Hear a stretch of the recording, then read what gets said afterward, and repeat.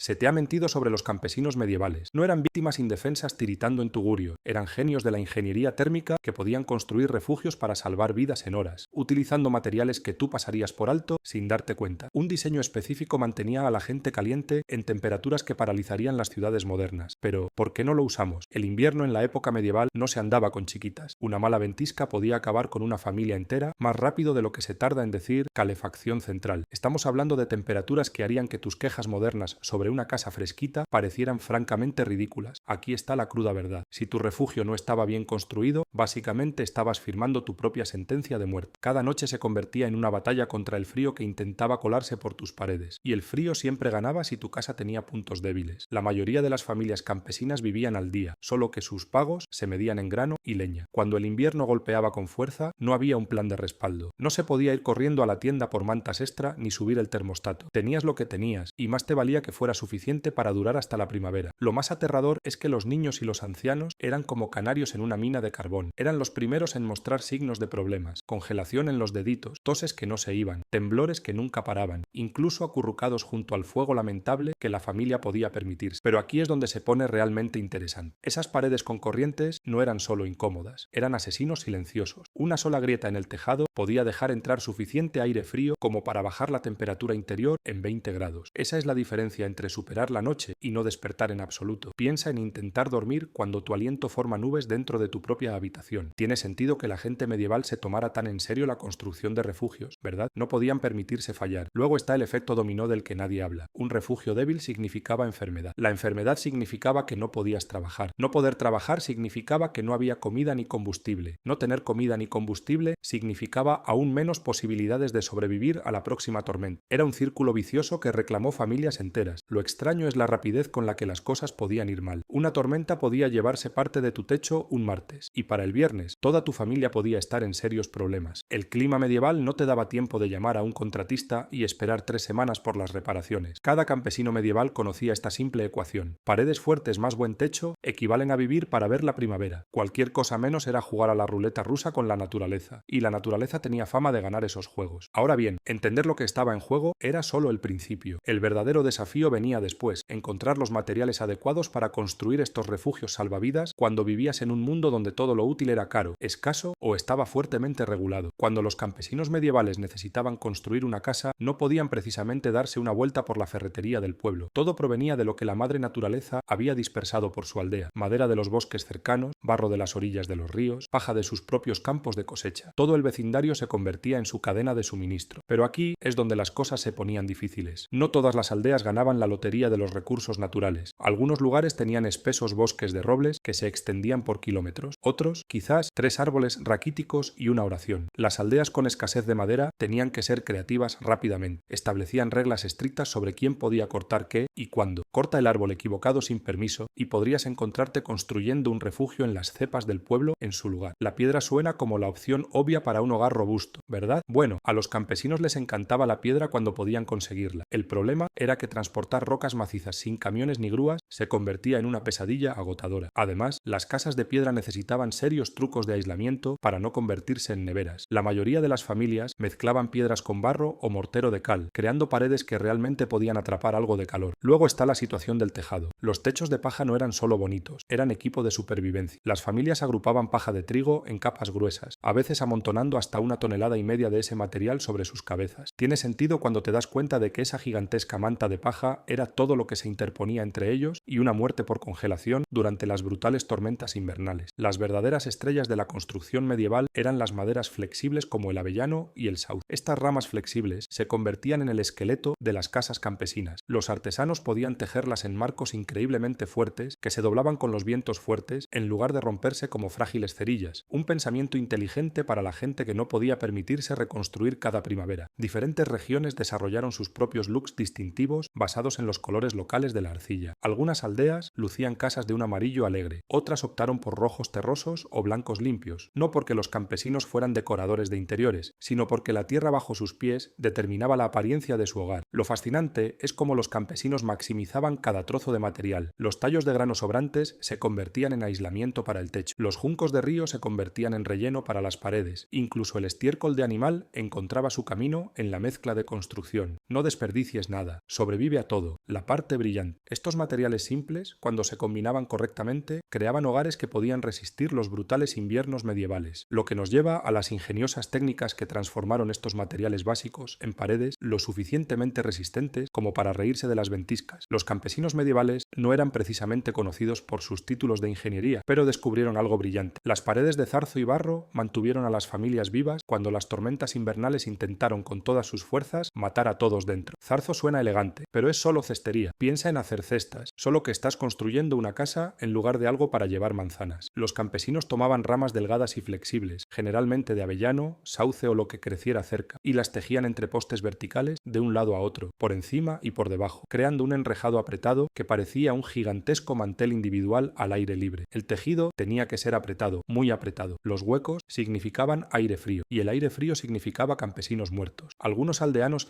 se volvieron tan buenos en esto que su zarzo parecía casi artístico, pero a nadie le importaba lo bonito cuando sus hijos estaban tiritando. Luego vino el barro, o adobe en España, y aquí es donde las cosas se pusieron interesantes. El barro era básicamente cemento medieval hecho de lo que proporcionaba la tierra. La arcilla formaba la base, mezclada con arena para darle fuerza y paja picada para mantener todo unido. Pero aquí está la parte que hace que la gente moderna se revuelva. A menudo añadían estiércol de animal a la mezcla, estiércol de vaca, estiércol de caballo, excremento de cerdo, lo que estuviera disponible se mezclaba. ¿Asco? Absolutamente. ¿Efectivo? Ya lo creo. El estiércol añadía fibra y ayudaba a que la mezcla se adhiriera mejor que cualquier aditivo químico. Además, era gratis y abundante en todos los pueblos agrícolas. Los campesinos aplicaban esta mezcla pegajosa a ambos lados del marco de zarzo, presionándola profundamente en los huecos. El barro se apretaba a través de las ramas tejidas, creando una unión increíblemente fuerte. Capa tras capa se aplicaba hasta que las paredes se volvían lo suficientemente gruesas como para bloquear los aullidos vientos invernales. Cuando el barro se secaba, sucedía algo mágico. La arcilla se endurecía, las fibras de paja bloqueaban todo en su lugar, y todo el conjunto se volvía sorprendentemente duradero. Estas paredes podían resistir tormentas que harían que los propietarios de viviendas modernas entraran en pánico y llamaran a sus compañías de seguros. El color de las casas terminadas contaba historias sobre la geografía local. La arcilla amarilla hacía casas doradas, la tierra roja creaba paredes de color óxido, y el suelo calcáreo producía hogares blancos. Pueblos enteros a menudo compartían tonos similares porque todos excavaban su arcilla de los mismos depósitos. Sin embargo, el mantenimiento lo era todo. Aparecían grietas después de inviernos duros, y los campesinos inteligentes las parchaban rápidamente antes de la próxima temporada de tormentas. Una pared de zarzo y barro bien mantenida podía durar décadas, protegiendo generación tras generación. Bien, las paredes estaban resueltas, pero los constructores medievales aún necesitaban algo para mantener toda la estructura unida. El marco tenía que ser absolutamente sólido como una roca, porque todo lo demás dependía de que esa base fuera la correcta. Cuando los campesinos medievales necesitaban construir una casa que no colapsara bajo la primera nevada fuerte, recurrían a algo llamado armazón de cruces. Y, sinceramente, este diseño era brillante en su simplicidad. El armazón de cruces comenzaba con dos enormes vigas curvas de roble que se veían exactamente como una gigantesca letra U invertida. Estas no eran solo cualquier pieza de madera. Los campesinos tenían que buscar en los bosques árboles que crecieran naturalmente con la curva correcta. Encontrar la madera de cruces perfecta podía llevar meses, pero aquí está la parte ingeniosa. Cuando unías estas vigas curvas en la parte superior, formaban un arco que podía soportar un peso increíble. La física trabajando para personas que nunca habían oído la palabra física. Cada par de cruces se convertía en el esqueleto de la casa. La mayoría de las casas necesitaban 3 o 4 de estos marcos masivos en forma de U espaciados a lo largo del edificio. Los marcos se conectaban luego con vigas horizontales llamadas vigas de amarre y soleras. Todo encajaba como un rompecabezas tridimensional que podía sobrevivir a tormentas invernales que arrasaban estructuras más débiles. Luego está la situación de las herramientas, que podría sorprenderte. Los campesinos medievales construyeron estas maravillas de ingeniería con solo un hacha, una hoz y una pala, sin herramientas eléctricas, sin cinta métrica, sin clavos o tornillos de metal. Todo se medía a ojo y a mano, se cortaba con la fuerza muscular y se unía utilizando clavijas de madera y muescas inteligentes. Hace que tus proyectos de bricolaje de fin de semana parezcan bastante cómodos, ¿verdad? El proceso de construcción era alucinante en su complejidad. Una casa campesina típica requería más de 200 postes individuales de varios tamaños. Estos no eran palos al azar, cada pieza tenía un trabajo específico. Montantes de pared, tirantes, vigas y soportes tenían que cortarse con longitudes y ángulos precisos. Todo el marco se mantenía unido con aproximadamente 30 metros de cuerda de cáñamo retorcida en cordones de unión. Pero aquí está lo que realmente se vuelve interesante sobre la construcción de cruces. El marco tenía que levantarse rápido. El clima no esperaba a los constructores lentos, y la construcción en invierno era casi imposible. Los equipos del pueblo a menudo levantaban un marco entero en un solo día a través de levantamientos y posicionamientos coordinados. Pierde tu tiempo y tu familia podría pasar el invierno en una casa a medio terminar. La belleza del sistema de cruces cruces no era solo la fuerza, era la flexibilidad. Estos marcos podían doblarse ligeramente con vientos fuertes sin romperse. A diferencia de la construcción rígida de piedra que se agrietaba bajo presión, las vigas de roble sazonadas correctamente podían durar siglos, lo que explica por qué algunas casas de cruces todavía se mantienen en pie hoy. Por supuesto, tener un marco sólido no significaba nada si no podías mantener el clima afuera. El verdadero desafío vino después: crear un sistema de techo que no goteara, colapsara o saliera volando cuando llegaran las tormentas invernales. Cuando tienes paredes que pueden manejar las tormentas invernales, el siguiente desafío está literalmente sobre tu cabeza. Los campesinos medievales sabían que un mal techo significaba la muerte, simple y llanamente, sin presión, ¿verdad? La solución más común era la paja, manojos de paja de trigo en capas lo suficientemente gruesas como para detener la nieve, la lluvia y el viento amargo. Estamos hablando de 30 a 60 centímetros de grosor aquí, lo que significaba que algunos techos usaban más de 680 kilogramos de paja. Es como tener un coche pequeño sentado encima de tu casa, solo que este coche realmente te mantenía vivo. Pero aquí es donde las cosas se ponen inteligentes. Estos techos no se juntaban al azar, se construían en ángulos pronunciados, generalmente más de 40 grados, para que el agua y la nieve se deslizaran directamente en lugar de empapar. Los campesinos inteligentes entendían la física, incluso si no podían explicarla en términos elegantes. El proceso en sí era un trabajo agotador. Cada manojo de paja tenía que colocarse en filas superpuestas, comenzando desde abajo y subiendo. Piensa en ello como gigantescas escamas de pescado hechas de tallos de grano. El techador usaría clavijas de madera o cuerdas de paja retorcidas para mantener todo en su lugar, creando una superficie tan apretada que la lluvia rebotaba como si golpeara madera maciza. Luego está el sorprendente factor de durabilidad. Un techo de paja bien hecho podía durar 50 años o más con el cuidado adecuado. Algunas familias pasaron el mismo techo a través de múltiples generaciones, lo que hace que las tejas modernas parezcan bastante patéticas en comparación. En áreas donde la madera era abundante, los campesinos a veces usaban tablillas de madera partidas en su lugar. Estas se tallaban de roble u otras maderas duras, creando capas superpuestas que arrojaban agua maravillosamente. La desventaja: el corte de madera a menudo estaba estrictamente controlado por los señores locales, así que conseguir suficiente madera significaba navegar por la política y las regulaciones del pueblo. El material de techo más extraño era el césped, básicamente tiras de hierba y tierra apiladas sobre tablones de madera. Esto suena loco hasta que te das cuenta de que el césped proporcionaba un aislamiento increíble. Algunas comunidades del norte lo defendían, especialmente donde la piedra y la buena madera escaseaban. El mantenimiento se convirtió en una batalla constante contra los elementos. Después de cada tormenta importante, las familias subían a revisar la paja suelta o las tablillas dañadas. Un solo punto débil podía dejar entrar suficiente humedad para pudrir el marco de madera debajo, convirtiendo un pequeño problema en un desastre que destruía la casa. Lo que hacía que estos sistemas de techo fueran realmente impresionantes no era solo su resistencia al clima, era cómo los campesinos los crearon, usando nada más que herramientas manuales y materiales locales. Pero incluso el mejor techo no significaba nada sin un aislamiento adecuado, comenzando desde el suelo, lo que nos lleva a un elemento igualmente crucial de la supervivencia medieval. Esas paredes y techos estaban haciendo su trabajo, pero ¿qué pasa con el suelo bajo sus pies? Los campesinos medievales no podían precisamente pedir suelos de madera a un carpintero local. La mayoría de las familias caminaban sobre simples suelos de tierra todos los días de sus vidas. Pero aquí es donde se vuelve ingenioso. Estos no eran solo suelos de tierra. Los campesinos mezclaban ceniza de sus fuegos con agua y la golpeaban contra la tierra hasta que se volvía dura como una roca. La ceniza actuaba como cemento medieval, sellando pequeños huecos por donde el aire frío podría colarse. Inteligente, ¿verdad? Algunas familias incluso echaban hierbas secas o cáscaras de cebolla mientras empaquetaban el suelo. Las hierbas ayudaban a mantener a raya a las ratas y los insectos, aunque probablemente tuvieron que acostumbrarse al olor. Ahora, si tenías algunas monedas extra, y estamos hablando de los campesinos un poco más acomodados aquí, los tablones de madera eran el lujo supremo. Imagina no tener que preocuparte por el barro después de una tormenta o lidiar con esa constante humedad terrosa. Los suelos de madera también proporcionaban una barrera adicional entre tu familia y el suelo helado de abajo. Luego está el corazón de cada hogar medieval, el hogar. Aquí no era solo donde cocinaban la cena. Durante esos brutales meses de invierno, el hogar se convertía en la diferencia entre la vida y la muerte. Las familias se reunían a su alrededor para calentarse, secar la ropa mojada e incluso dormían lo más cerca posible sin incendiarse. Pero los campesinos realmente ingeniosos llevaron la calefacción un paso más allá. Calentaban piedras en el fuego, luego las colocaban cuidadosamente a lo largo de los bordes del suelo antes de acostarse. Estas rocas calentadas funcionaban como almohadillas térmicas medievales, irradiando calor durante horas después de que el fuego se apagaba. Hablando de hacer que cada poco de calor contara cuando la leña era escasa. La parte extraña es cuánto pensamiento se dedicó a algo tan simple como un suelo. Cada decisión importaba cuando las temperaturas invernales podían matar. ¿Deberían agregar más ceniza? ¿Dónde exactamente deberían ir las piedras del hogar? ¿Qué tan gruesa debería ser la capa de hierbas? Estas no eran solo opciones de mejoras para el hogar, eran cálculos de supervivencia. Las familias campesinas campesinas más ricas a veces construían hogares de piedra que retenían el calor incluso más tiempo que los de madera. Las piedras absorbían el calor durante el tiempo de cocción, luego lo liberaban lentamente durante toda la noche. Una ingeniería bastante brillante para personas que trabajaban con herramientas básicas y los materiales que podían encontrar cerca. Toda esta preparación del suelo y del hogar tenía que suceder antes de que cayera la primera helada, porque una vez que llegaba el invierno con toda su fuerza, las familias descubrían cuánto importaba su cuidadoso trabajo de base para evitar que el frío mortal se colara a través de la propia tierra. El invierno era brutal, pero el otoño, ese era el momento del pánico. Los campesinos medievales sabían que sus vidas dependían de sellar cada pequeña grieta antes de que llegara la primera helada. Las grietas en las paredes de barro no eran solo molestas corrientes de aire, eran sentencias de muerte esperando a suceder. El barro fresco se convertía en oro líquido durante la temporada de reparaciones. Las familias mezclaban nuevos lotes de arcilla, paja y sí, más estiércol de animal para parchar el daño invernal. El olor era terrible, pero los cadáveres congelados huelen peor. Cada grieta del grosor de un cabello recibía atención porque incluso un agujero de alfiler podía dejar entrar suficiente aire frío para matar a un niño dormido. Luego está el ritual del blanqueo, con cal que salvó incontables vidas. Los campesinos no aplicaban cal a sus paredes porque les importara el atractivo exterior. Este revestimiento blanco creaba una barrera impermeable que evitaba que la humedad se filtrara y convirtiera las paredes en bloques de hielo. Además, la cal realmente mataba gérmenes e insectos. Una buena ventaja cuando ya estás luchando por sobrevivir. Los constructores inteligentes diseñaron techos para colgar mucho sobre las paredes, a veces por 2 o 3 pies. Estos voladizos funcionaban como paraguas gigantes, evitando que la lluvia torrencial y la nieve mojada golpearan directamente el barro. Sin esta protección, las paredes se desmoronarían más rápido que el pan duro. Pero aquí es donde la desesperación engendró genio. Cuando las reparaciones oficiales no eran suficientes, las familias se volvían creativas con el aislamiento de emergencia. Rellenaban ropa vieja en las grietas de las paredes, apilaban paja extra contra las paredes exteriores. Algunos incluso colgaban pieles de animales dentro de sus casas, como tapices medievales, creando bolsas de aire que atrapaban calor precioso. La parte extraña es lo ingeniosa que se volvió la gente pobre con literalmente nada. Piezas de cerámica rota se atascaban en los agujeros. El musgo del bosque se convertía en calafateo de emergencia. Una familia podría usar lana de oveja, otra podría rellenar los huecos con hierba seca, lo que fuera que mantuviera el viento asesino afuera, donde pertenecía. Sin embargo, el tiempo lo era todo. Espera demasiado y tu barro no se secará correctamente antes de que llegue el clima helado. El barro húmedo en invierno significaba paredes que literalmente podían explotar cuando se formaba hielo dentro de ellas. Apresura el trabajo y tendrías parches de mala calidad que fallarían durante la primera ventisca. Las mujeres a menudo se hacían cargo de estas tareas de impermeabilización, mientras los hombres trabajaban los campos. Desarrollaron una capacidad casi sobrenatural para detectar posibles áreas problemáticas. Un parche de barro ligeramente más oscuro, una sutil curvatura en una pared que significaba problemas por delante. Toda esta frenética preparación sucedía mientras las familias también estaban conservando alimentos, reuniendo leña y preparándose para meses de aislamiento casi total. Pero incluso el hogar más perfectamente sellado no significaba nada sin vecinos dispuestos a ayudar cuando ocurría un desastre. La cooperación comunitaria durante estos meses mortales separaba a las aldeas prósperas de los pueblos fantasmas abandonados. Nadie sobrevive solo a un brutal invierno medieval. Bueno, podrían intentarlo, pero su cadáver congelado no tendría mucho que decir al respecto cuando llegara la primavera. Los campesinos medievales entendieron algo que hemos olvidado hoy. La supervivencia de tus vecinos estaba directamente ligada a la tuya. Cuando los vientos de octubre comenzaban a aullar, aldeas enteras se transformaban en máquinas de supervivencia coordinadas. Las familias unían su trabajo, compartían materiales preciosos y trabajaban juntas para reparar cada vivienda antes de que llegara el frío mortal. Así es como funcionaba realmente. Los ancianos del pueblo organizaban jornadas de construcción, o mingas, término usado en algunas culturas hispanas para trabajo comunitario, donde 20 o 30 personas se presentaban en la casa de una familia para reparar paredes, arreglar techos o agregar aislamiento adicional. La familia anfitriona proporcionaba la comida que podían conseguir, generalmente sopa aguada y pan duro. Todos traían sus propias herramientas. Tiene sentido, ¿verdad? Una familia podría tener el mejor hacha del pueblo, mientras que otra tenía el azadón más afilado para alisar la madera. Pero el verdadero genio estaba en el reparto de recursos. Las aldeas crearon reglas estrictas sobre quién podía cortar árboles, recolectar juncos o cavar arcilla de las tierras comunes. Estas no eran sugerencias, eran leyes de supervivencia. Toma más de tu parte justa de materiales de construcción, y tus vecinos podrían simplemente olvidar ayudarte cuando tu techo comenzara a gotear en enero. La transferencia de conocimiento ocurría naturalmente durante estos proyectos grupales. Los jóvenes aprendían a tejer zarzo,